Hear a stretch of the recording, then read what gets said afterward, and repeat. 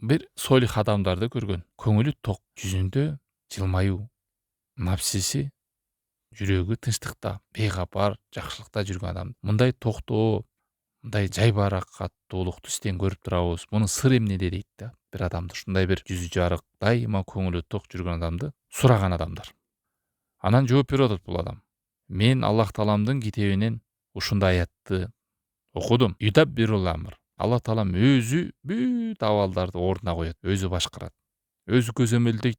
Ушул аятты окугандан кийин абалымды, жашоомду, келечегимди өз ордуна койгон Аллахка таштадым деп атат.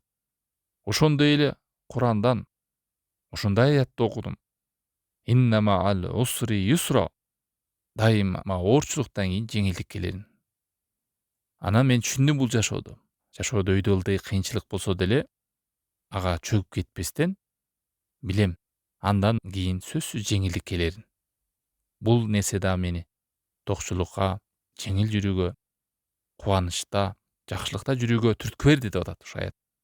Жана ошондой эле Алла Таалам китебинен аля бидикриллахи татмаиннал кулуб.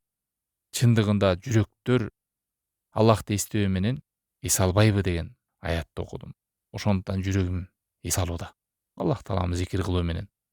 Ошондой эле Курандан дагы аят таптым. Фама доннукум бироббил аламин. Ааламдардын роббиси болгонго мындай бир ой жүгүртпөйсүңөр, оюңар кандай?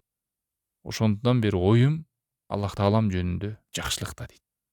Бир жакшылык келе элек болсо ал жакшылык келет деп мен жашоомдогу ар бир өйдө ылдыйны жакшылыкка жорuyм. Жакшылыкты күтөм Алла Тааламдан. Өзүмдү таштап салбайм. Алла Таалам жөнүндө жаман ойго барбайм деп атат да.